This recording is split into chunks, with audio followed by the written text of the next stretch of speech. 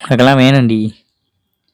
இத பார்க்கும்போது விஜய் ஃபேன்ஸ நெனச்சா தான் ரொம்ப பரிதாபமா இருக்கு.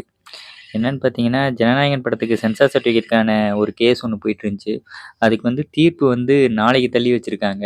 அத பார்க்கும்போது விஜய் ஃபேன்ஸ்லாம் ரொம்ப ஒரு வருத்தமா தான் இருக்காங்க. என்னடா இது நம்ம தலைவனோட படம் இப்படி ஆயிருச்சே! அப்படிங்கிற மாரி ஒரு வருத்தத்தில தான் இருக்காங்க. அது இல்லாம கரூர் இஷ்யூ இருக்கு பார்த்தீங்களா? கரூர் இஷ்யூக்கான ஒரு விஷயமும் இன்னைக்கு நடந்திருக்கு. என்னன்னு பார்த்தீங்கன்னா, விஜய்க்கு ஆஜராக சொல்லியிருக்காங்க. சிபிஐல வந்து விஜய வந்து விசாரிக்கணுங்கிற மாரி சொல்லியிருக்காங்க. ஏன்னா, நமக்கு எல்லாத்துக்குமே தெரியும். கரூர் இஷ்யூல வந்து முதன்மை குற்றவாளி வந்து விஜய் தான் தெரியும். இருந்தாலும் வந்து அவங்க அங்கங்க பூசி மூடி மழுப்பிட்டு இருந்தாலும், டிஎம்கே தான் காரணம், இவைங்க தான் காரணம், எங்களுக்கு சரியான புரொடெக்ஷன் தரல, பாதுகாப்பு தரல, அது இதுங்கிற மாரி இவைங்க பேசிட்டு இருந்தாலுமே, இதுக்கு முழுக்க முழுக்க காரணம் வந்து விஜய் தான். ஏன்னா, உன்ன பார்க்க வந்து தான் அந்த இடத்துல வந்து செத்து போயிருக்காங்க.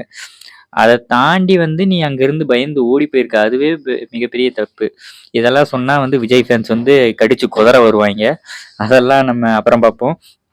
அப்புறம் ஜனநாயகன் படத்துக்கான சென்சார் வந்து இன்னைக்கு கிடைக்குமா? கிடைக்காதான்னு தெர்ல. பார்ப்போம். வெயிட் பண்ணி. ஜனநாயகன் படம் என்ன ஆகப்போகுது? அது கண்டிப்பா வந்து 9ஆம் தேதி ரிலீஸ் ஆயிருமா? சென்சார் சர்டிஃபிகேட்டுக்கே இவ்வளோ டிலே பண்றாங்க. அப்படிங்கிற மாரி இருக்கு. இன்னொன்னு வந்து இது பாஜகவோட பிளான் மாரியும் தெரியுது. என்னன்னு பார்த்தீங்கன்னா, விஜய் வந்து சிபிஐ வச்சு மிரட்டி, அவங்க டீம் கூட ஜாயின் பண்ணிக்க சொல்லி, அவங்க கட்சியில ஜாயின் பண்ணிக்க சொல்லி, பாஜக மிரட்டுறதுக்காக கூட இந்த சிபிஐ விசாரணைங்கிறது விஜய் மேல வைக்கலாம். எனிவே வெயிட் பண்ணி பார்க்கலாம். விஜய் என்ன ஆகப் போறார்ன்னு சொல்லிட்டு. இந்த அரசியல் களம் தொடருமா? இல்ல 2026ஓட கட்சிய கலைச்சுட்டு போயிருவாரான்னு வெயிட் பண்ணி பார்க்கலாம்.